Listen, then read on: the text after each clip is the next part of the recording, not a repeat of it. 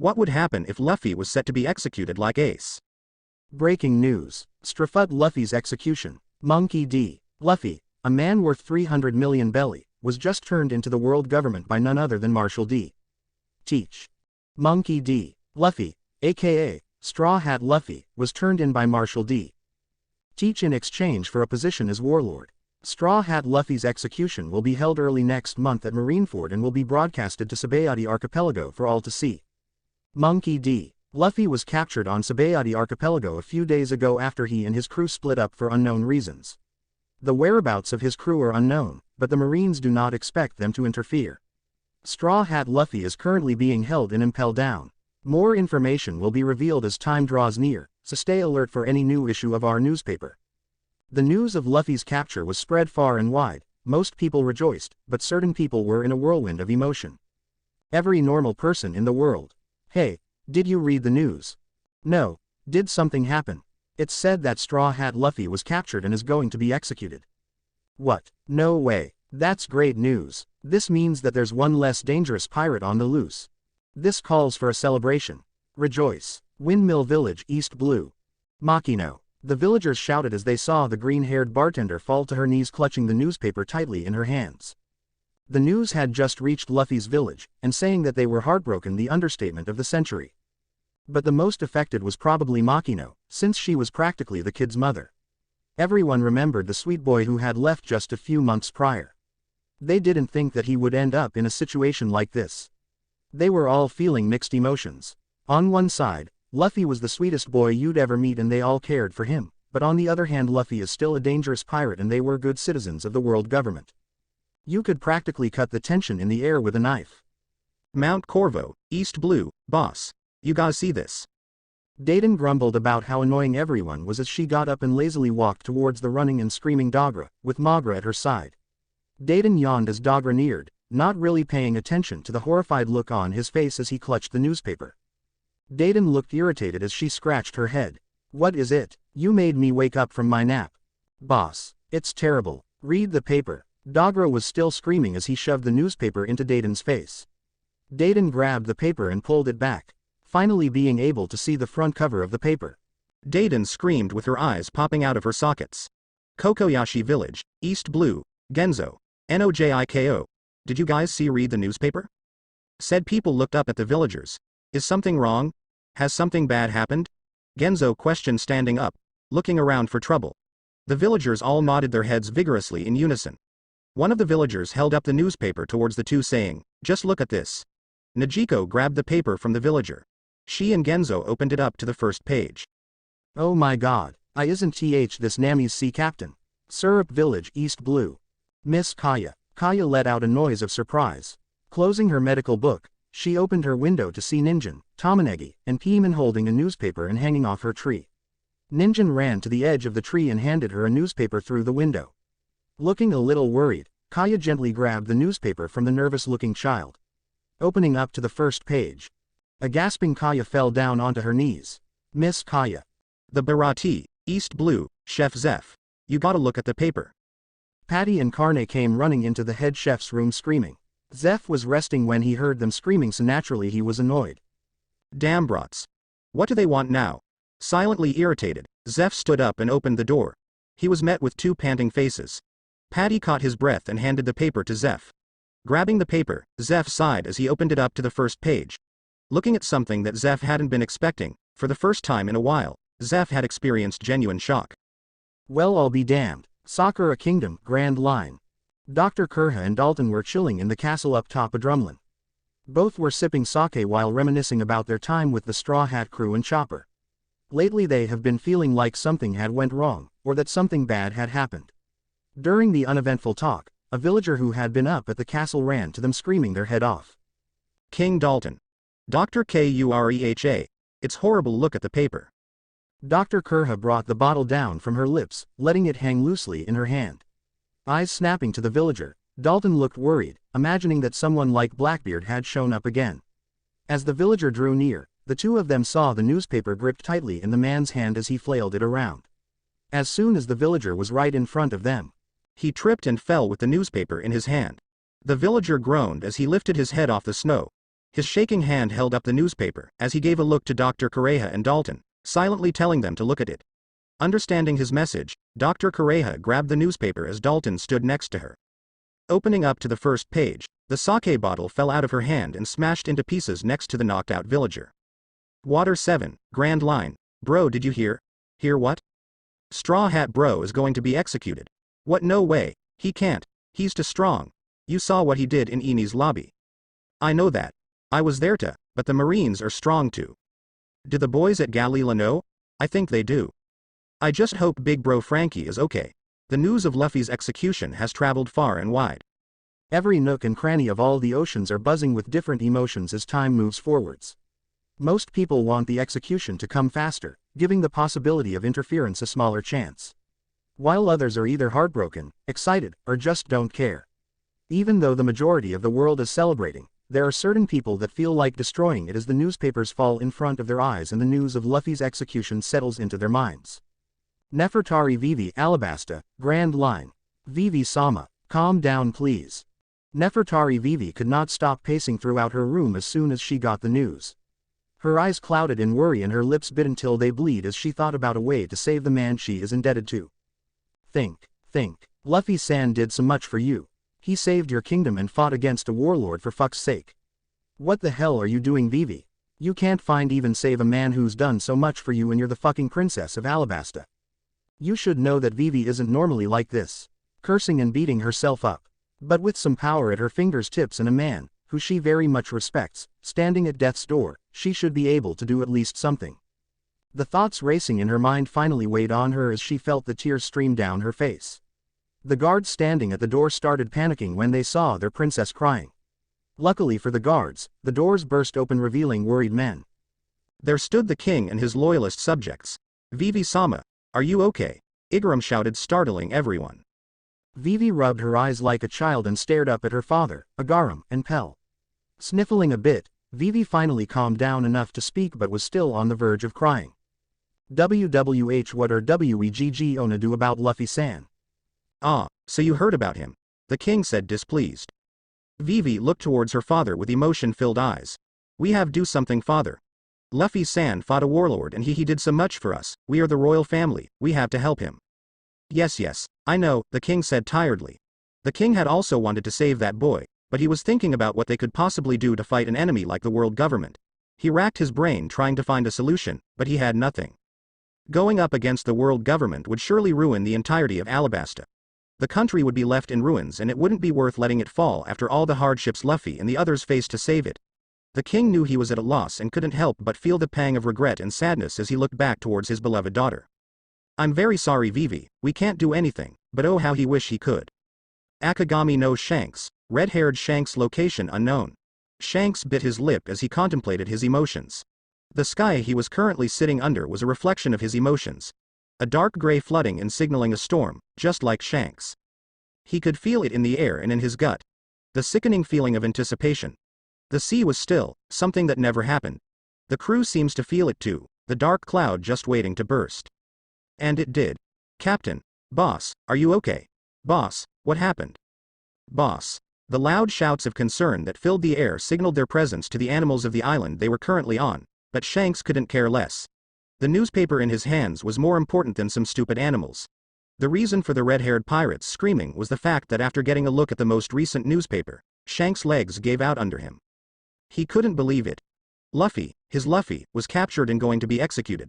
The little boy who chased his very shadow and hung on to every word that came out of his mouth was going to die. But not if he had anything to say about it. Staring at the words in front of him, an inexplicable desire brewed deep in Shanks. The desire for blood. Shanks became angrier and angrier as seconds passed and the crew just knew that something went wrong. Tisk, a crew member, cautiously stepped forward. Sea Captain, you mind telling us what's going on?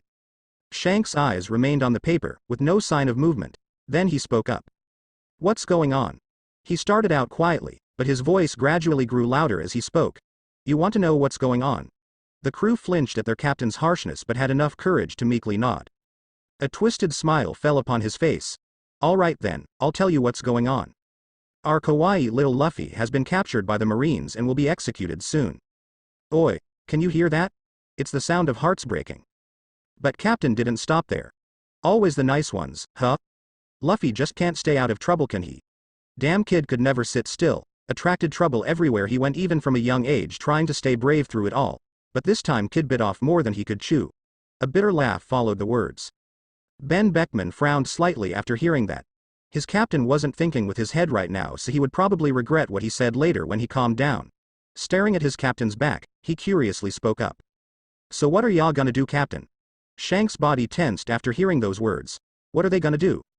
Well, we're gonna go get him back.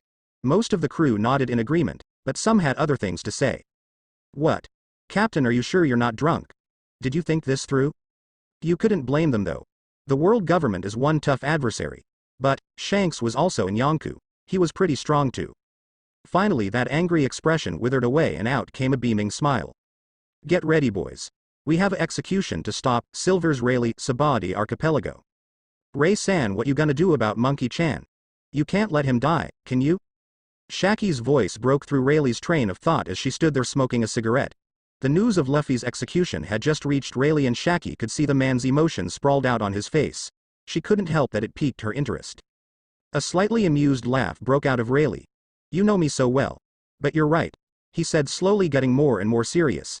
That kid's the only one I'd ever expect to actually succeed. Roger, thinking about his old captain, lightened him up a bit. Suddenly Rayleigh's old sharp eyes turned towards the woman standing at the bar. Shaki, I'll be back. Save me some liquor, will you? Said woman's eyes hardened and then she smiled at the serious-looking man. Kick their asses for me, will ya?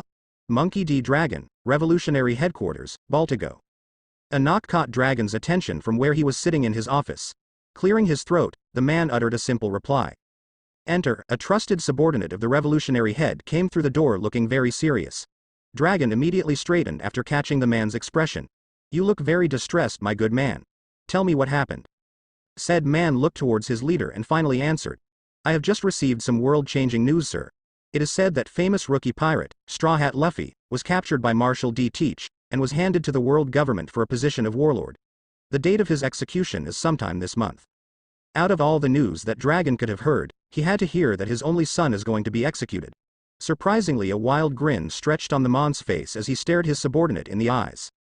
Call a meeting. We have an execution to stop Portgas d'Ace, New World the Moby Dick. He couldn't breathe. Oxygen was not circulating his body, but that was the least of his worries. Soon he started gasping for air. That snapped him out of whatever dreamlike state he was in at the moment. His crewmates casted worried glances as the 1st Division commander finally decided to do something. Hey Ace. Hey Ace. Said man was already out of it. Dropping down to his knees, Ace started clutching his hurting chest, trying to make it feel better. But the pain in his chest wasn't from the lack of oxygen. No, it was from the sickening words sprawled on the newspaper. Monkey D. Luffy, a man worth 300 million belly, was just turned into the world government by none other than Marshal D. Teach. Although the newspaper writers decided to stretch the news out to more than it actually is, it was like Ace's eyes were only trained to notice the actual point. Monkey D. Luffy, world government, Marshal D. Teach. Execution. These words kept on repeating in his head, making him think about what he should do. Bash his head into the deck or actually breath. Well, it didn't matter anymore. He felt someone lay him down on bed in a room that vaguely reminded him of an infirmary. That's funny. He didn't even remember moving. Ace let out a bitter laugh in his mind, as his eyes closed, and he faded away. His eyes began to flutter open as the current pirates present in the room began preparing for what they would say. How the hell were they going to explain Ace the current situation? And who the fuck would pay the damage expenses? They all watched the man laying on the hospital bed cautiously waiting for all hell to break loose. Ace looked around the room slowly with blurred vision, not remembering the situation he was in before he passed out. Why am I in the infirmary? Then it hit him like a bag of bricks. The newspaper, the words, the lack of oxygen in him, and the final stages of consciousness. Monkey D. Luffy, mind you, his little brother, was practically standing at death's door with a sign around his neck saying, "Take me PLS." With this sudden realization in mind, Ace's eyes snapped open and he jerked up from the bed, almost falling off. All present Whitebeard pirates snapped into awareness and took action. Marco, along with a few other commanders, approached Ace. Marco picked Ace up and tried to lay him back down, but it was all in vain. Said man, well boy to the older pirates, trashed around in Marco's arms and would not keep still. Jozu and Vista jumped in, but were still no help. It's amazing, isn't it? A small boy, well compared to these giants, could fend off 3 division commanders. Ace, please calm down. Marco tried as hard as he could to soothe the boy with his words, but it was no use. Ace kept struggling to break free. Gritting his teeth, Ace fought back with his own words. No. Get away from me. I have to go save Luffy. It's my job as his big brother to protect him. Let me go. Marco finally lost his shit. Tightening his grip on the angry 2nd Division commander, Marco's eyes lit up with fury, a truly rare sight indeed. And what the hell are you gonna do by yourself against the world government? And just like that, Ace shut up. Marco being mad is something very, frightening. You really think that you can get your little brother back by barging into the Marine stronghold? Are you trying to get your brother back or make me plan your funeral? So calm down, and we'll think of a plan to get Straw Hat back? Okay? Ace's downward eyes snapped up towards the pineapple-haired phoenix. You're gonna help me? Using this opportunity to make it look like they weren't scared of the angry Marco, Juzo and Vista jumped in. Ace, come on, we're family, aren't we? Any family of yours is a family of mine. Of course we'll all help. Looking at the way, Ace's eyes lit up slightly, Vista couldn't help but feel some sort of pride at his choice of words. Not wanting to be upped by Vista, Juzo also stepped in. Ha ha ha ha. Ace, by all the things you tell us, that Luffy kid looks very interesting, and I'm pretty sure Pops thinks so too. How could we let him die without meeting him? Juzo tried smiling kindly but ended up looking like a psychopath.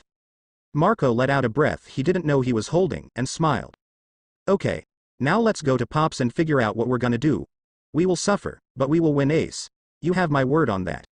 Ace nodded at his friend's words and stood up, stumbling a bit, his eyes shadowed. And then he laughed. I'm gonna kill them all. Every pirate on the Moby Dick shivered. Sabadi Archipelago. Grand Line a few days ago. Everyone run. Don't look back. We'll meet each other in 3 days when our ship has been coated. Luffy shouted as loud as he could, trying to get his voice to reach his crewmates, who were running for their lives. An unexpected guest had shown up, ruining their plans of a relaxing 3 days before they had to meet up again and take their coated ship to Fishman Island. All previous signs of fun and amusement withered away after seeing the threat that this monster posed. All 9 crew members ran in different directions trying to get away from Bartholomew Kuma, the unexpressive warlord. You can only get so far by challenging the world government. The slightest step could ruin your life. Each crew member had the worst expressions on their faces, even the stoical ones. The worry and fear radiating off of the Straw Hats, truly showing the severity of the situation, truly showing how much they didn't want each other to get hurt. The worst one of all would have to be Monkey D. Luffy, revealing his true captain nature. Running wouldn't protect them for long. They would have to face the threat sooner or later. Each thought of a plan that would either buy them some time, or get rid of the threat immediately, but ended up coming up short since they had to worry about staying alive. Oh, such poor souls. Having no idea of what would happen in a few moments. The disappearance of their nakama that would inevitably etch a scar in their hearts like no other. And the first one to go was Zoro. Luffy screamed out his first mate's name. Seeing their crewmate disappear like that shook the Straw Hats to the core. Luffy, even with Zoro's disappearance happening only a few seconds prior, wanted to keep everyone else safe. Everyone keep moving. Get out of here, we'll meet up and then find Zoro. Luffy never had this much emotion in him when he said anything, which sparked something in the crew to keep moving. So they kept running. Though, following their captain's order to keep moving wouldn't stop their splitting up. But, they didn't need to know that. They'd find out soon enough. And they did. The next one to go was Brook. Then Usopp. Sanji, Frankie, Nami, Robin, Chopper, and last but not least, Luffy. What a sad day for the Strawits indeed. His eyes fluttered open to unfamiliar surroundings. Luffy slowly got up from the handprint in the ground, completely out of it. Suddenly his eyes snapped completely open, remembering the horrors that had happened a few days prior. His chest constricted and he closed his eyes once again, trying to block out his obvious failure. He never thought that it would hurt this much. Realizing that just laying there wouldn't get his friends back, Luffy stood up and stretched his limbs, loosening them up from their position from the past 3 days. Luffy was standing in the middle of a forest, a place he was familiar with since he was a kid. Even if he didn't know where he was, he still had to find his friends. He knew that everyone else would have also landed safely if he did, and that they would also try to find their way back to Sabadi. His eyes hardened in resolve, and with his newfound determination, Luffy set off to find his nakama. Boa Hancock was somewhat special. She was someone who wouldn't rely on anyone, be it a man or woman. Someone who was aloof and unfriendly, but was still loved by all. So wouldn't you think that it would be a little strange when she did so much for Monkey D. Luffy, a man? Well, instead of questioning her actions, you should be thanking her. Monkey D. Luffy was getting the best food he had in a while. He had fought the Gorgon sisters after being caught by the Kuja and sentenced to death for being a man on their island of woman. Long story short, Luffy had shown his hidden potential and had ended up protecting the people he was fighting, resulting in an interesting connection to be formed. After showing his true nature, Hancock had shown him something that she had kept in too long. She had shown him the mark of the celestial dragon. A mark that had gave her and her sisters so much pain and misery until they had finally been freed and decided to never show anyone their weakness. And Luffy being Luffy, he didn't care. What else could have been the reason for Hancock's sudden infatuation with our main man? Her feelings grew tenfold with every second spent with Luffy. Hancock would heed everything that Luffy said, complying to all of his outrageous demands for food. She pampered and adored Luffy, the only person who could bring this side of her out. She stood behind Luffy, always with a love-struck expression on her face, taking even the slightest touch as a marriage proposal, which never had occurred to the straw-hatted teen. The amount of sorrow and agony that would be presented in this beauty in a few moments' time could last an eternity, even though she'd only known the boy for so little. Don't you think so too? Hancock should have stopped Luffy when he said he was going into the forest, if she actually loved him like she said. Going into that forest pushed him into ruination. Luffy stumbled throughout the forest surrounding Amazon Lily. The forest being the only place Luffy felt the most comfortable on the island. Even though Luffy was enjoying himself with all the girls on the island, eating and partying, he still had the nagging thought in his head concerning his crewmates. Luffy had to get back to them, no matter the cost. He'd gone into the forest in order to come up with a plan. Surprising, right? Luffy knew that if he wanted to continue his journey with his friends, he would have to think and be serious just this once. Luffy racked his brain, trying to come up with something. His face turned red, his body not able to handle this much thinking all at once. Luffy paced back and forth, hung off of trees, and sat in every position possible, thinking of what to do. Luffy was so into his plan that he didn't notice the evil presence sneaking up behind him. Suddenly, a branch laying on the floor snapped from the weight of someone approaching. The snap was loud enough to wake Luffy up from his musing. He looked behind him, towards the source of the noise. Luffy thought that it was probably just an animal or something, maybe even one of the residents of Amazon Lily. But that theory was debunked as the bushes rumbled and the silhouette of someone big could be seen. Definitely not one of the Kuja. Luffy quickly stood up, turning his body towards the direction of the person. His brows furrowed and fists clenched, not liking this presence one bit. Luffy confidently shouted to the silhouette. "Who the hell are you?" It was silent for a few seconds, until the silhouette came closer and it let out a booming laugh. A familiar booming laugh. Zee-ha-ha-ha-ha-ha-ha. Luffy's eyes widened to a small degree, slightly remembering that laugh. Luffy waited until the person was out of the bushes, in order to see who it was and make his next move. Lo and behold, out came Marshall D. Teach, also known as Blackbeard. A surprised look came onto Luffy's face. This was the guy he had met back in Jaya. The one who liked those disgusting pies. "It's you," Luffy said, still staring at the man. Blackbeard laughed again. "Yes, it is I, Blackbeard." Luffy recognized that name. It was the person Ace was looking for back in Alabasta. The guy who had murdered one of his crewmates and jumped ship. After receiving this information, Luffy's surprised expression morphed into one of anger. "You're that old guy Ace was looking for, the one from Jaya. Why the hell are you here? How the hell are you here?" Luffy grit out between his clenched teeth. Blackbeard's smile grew wider, amused from this young man's anger. Well, I guess Commander Ace's little brother finally realized who I was. It's been a while since I last saw you, Monkey D. Luffy." "Commander. Ace? You have no right to call my big brother Commander anymore." Luffy's anger poured out with his words, his eyes hardening with each passing minute. "Funny, isn't it? That's also what your big brother said before I beat the shit out of him." Blackbeard's grin turned sinister, gloating for the fact that he would be able to rub Ace's defeat in Luffy's face. Luffy stared vexed at Blackbeard, taking in his words. He then slowly began speaking, his voice laced with cold fury, saying his words carefully so he wouldn't blow up. "What the hell did you do with Ace?" Blackbeard stared Luffy right in the eyes as he responded to the boy's question. "Oh, don't worry, I didn't kill him. He'll just be out of commission for a while." Luffy snapped at those words, stretching his fist back aimed for Blackbeard's face. "Gumu Gumu no." Blackbeard's eyes slightly widened, not expecting the boy to start a fight. His surprise worked out in Luffy's favor, giving him a small element of surprise. Why was he surprised, you ask? Because he's a fucking idiot. Pistol. Luffy's fist shot forward, hitting Teach dead in the face. Teach's body flew back into a tree which broke in half with the impact. A groan could be heard from the crash site, proving that Luffy's attack had effective. Teach groaned once again, before he started standing up. The smug and amused look from before was replaced with an expression filled with fury and anger that mirrored Luffy's own expression. Teach stood up and brushed the dirt off of his black captain's jacket. Wiping the blood coming out of his mouth, Teach felt his anger skyrocket to never-seen-before heights. Teach fired up his devil fruit power. The darkness slowly covering his arms, the angry expression slowly becoming cocky. Luffy stared with wide unknowing eyes at the power of the Yami Yami no Mi. In any other, more positive, situation, Luffy would be jumping all over the place screaming out how cool the black mist looked with Usopp and Chopper, maybe even Frankie. His crewmates.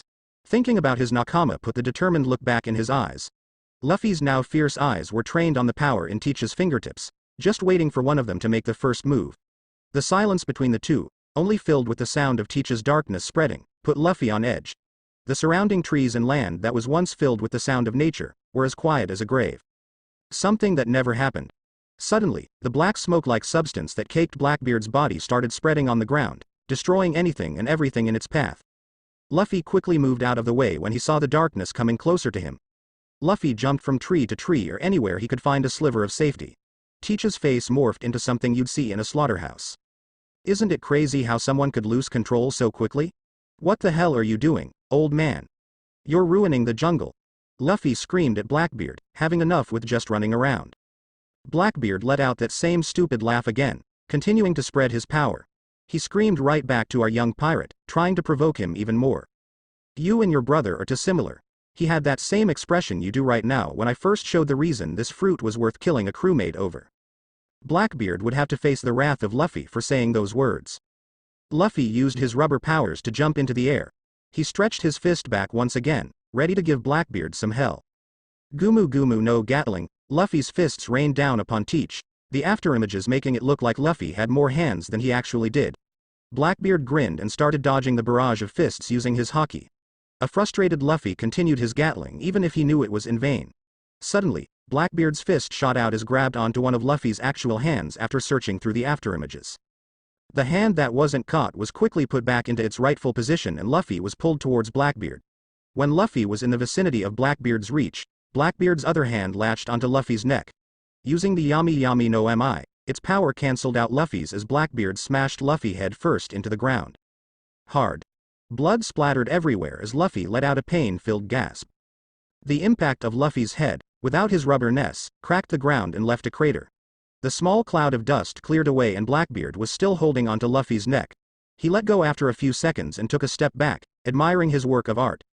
Luffy slightly snapped back to his senses, but everything was still blurry. He couldn't see or hear properly. But seeing Blackbeard's hand come down to grasp Luffy once again cleared all of Luffy's blurred senses. Luffy quickly got up and scurried a few feet away to the nearest tree. He gripped the tree and tried to stand up as his other hand tried to stop the bleeding from his head. Blackbeard's laugh danced throughout that small clearing, being the one thing that Luffy could hear the clearest. Luffy let out a few pain-filled breaths as he slowly calmed down. Blackbeard was clearly amused. Looking at that pathetic teenager trying to stand up when all he wanted to do was fall down, gave him some sort of sick entertainment. Blackbeard raised his hands up and let his power flow throughout them. Ah, you look like you're in a lot of pain. Why don't I put you out of your misery? Teach's mocking tone pissed Luffy off. Oh, get fucked, Luffy said through his clenched teeth. Blackbeard's expression darkened once again. You got quite a mouth on you, little boy. Might have to do something about that. Out of anger towards Luffy's disrespect, Blackbeard shot his darkness out and latched onto Luffy's stomach and pulled him forward once again. This time punching him in the face. But he didn't stop there. Blackbeard kept punching and punching, until all the blood covered Luffy's face. Luffy couldn't even fight back through all the pain with his devil fruit being cancelled out. When Teach finally let go, Luffy was laying on the floor groaning in pain. Crouching down to his level, Blackbeard spoke to Luffy in the coldest voice Luffy had ever heard. This is what happens to people who think they're invincible against me. My power puts me above everyone. I will be the strongest and surpass all who hold high titles in all the seas. I will become the king of the pirates and reign above all. Even with all the pain, Luffy let out a heartless laugh. You think you're gonna be king of the pirates? Guess again, old man. You will never find the One Piece, because you're not worthy to succeed Roger. The only person who will become king of the pirates is me. Luffy coughed up blood after his little speech since he had taken quite a beating a few moments prior. Blackbeard grinned once again. You can't be the king of the pirates if you're gonna be dead soon.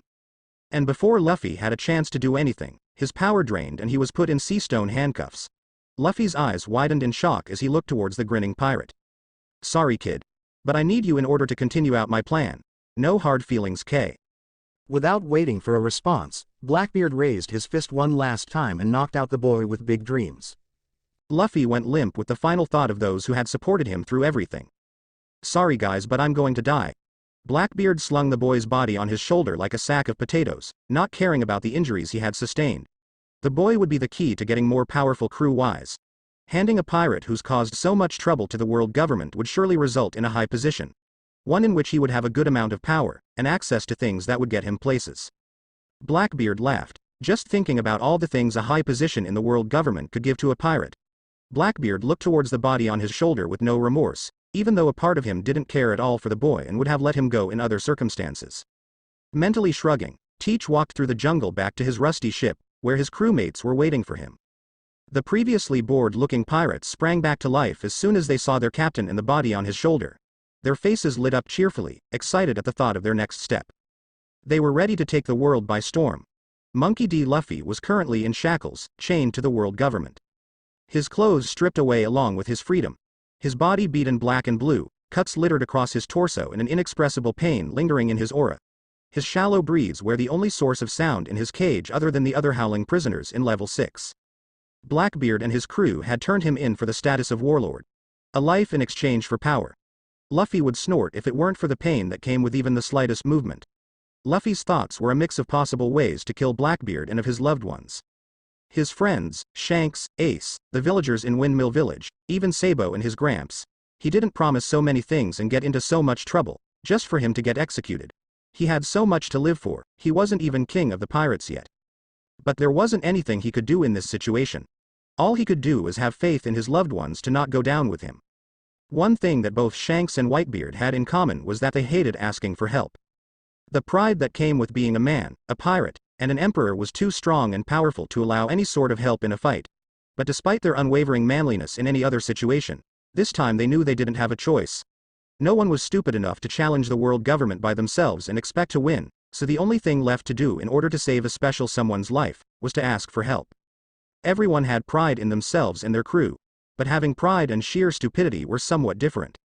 So after internally struggling on a sleepless night, Shanks decided to ask his old buddy, Whitebeard, for some help, in order to save the straw hat wearing pirate.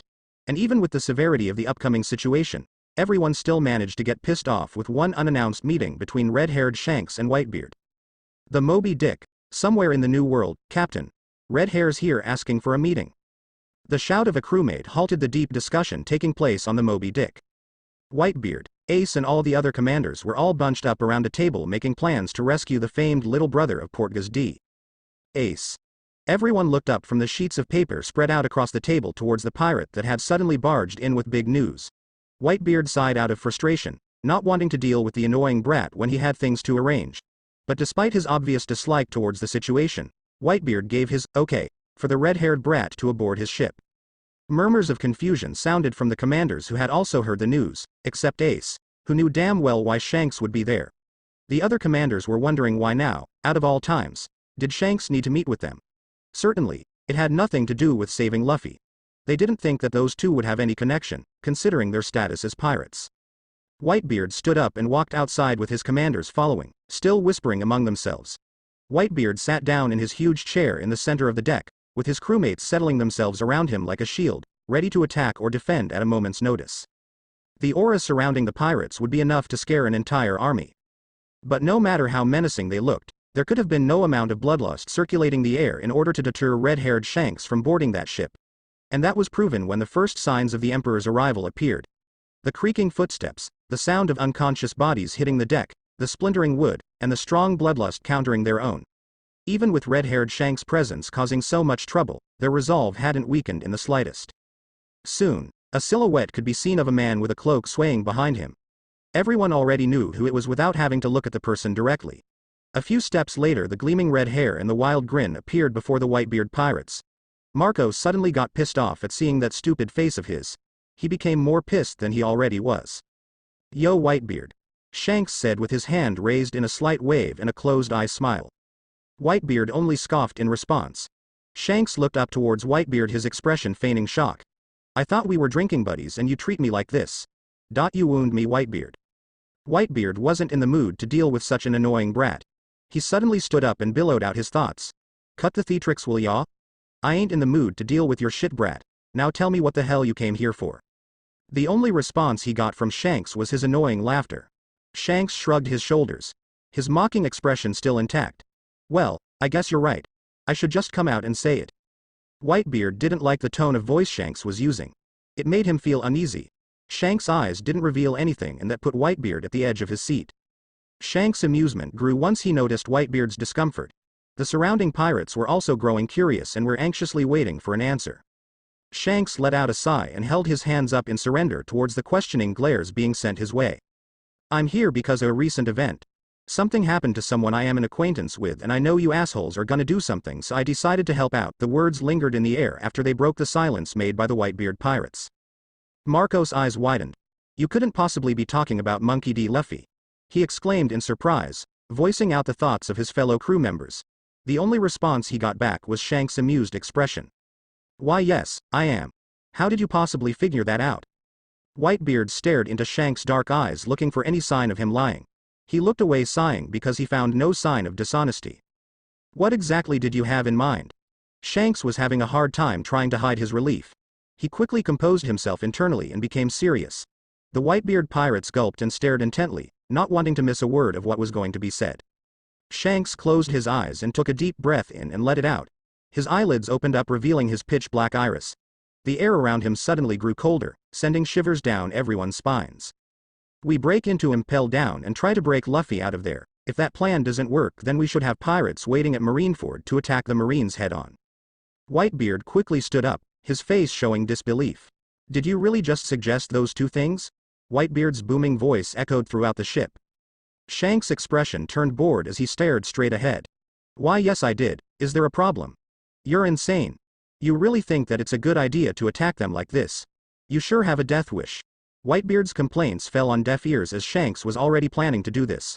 Whitebeard pirates were just going to be extra reinforcements that Shanks could make do without. Murmurs of agreements and outrage sounded out from the surrounding pirates. It seems like they all disagreed with Shanks' plan. Amidst this confusion and anger, a voice broke through everyone's yells. I agree with Shanks. Ace's proclamations hushed the raging crowd. The silence was filled with looks of confusion and disbelief. No one understands the words that had come out of their commander's mouth. Even Whitebeard looked shocked at the boy's statement. We can trust Shanks, he continued. He has the best of intentions. Marco was the one who voiced out everyone's concern. What the hell are you on about, Ace? Why should we trust him? Ace still looked as calm as ever, perched up on the railing, his eyes closed and face filled with apathy.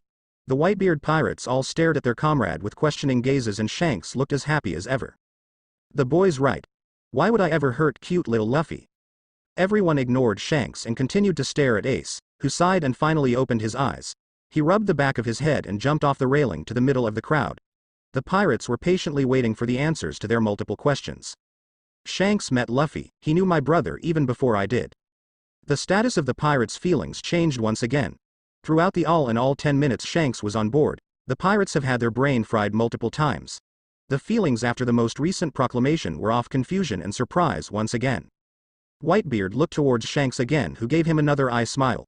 Whitebeard sighed again, trying to make up his mind about Shanks' proposal. He looked back at Ace, who stared back into his eyes, almost as if he was waiting for him to do so. Ace's eyes revealed nothing at the surface, but beneath it lay the raging fires he so desperately tries to hide. He closed his eyes for one last time and looks away as he tries to hide his relief when his father declares their temporary alliance with the red-haired pirates. Thank you for watching. If you enjoyed it, please consider liking and subscribing to support my work. I will see you in the next video.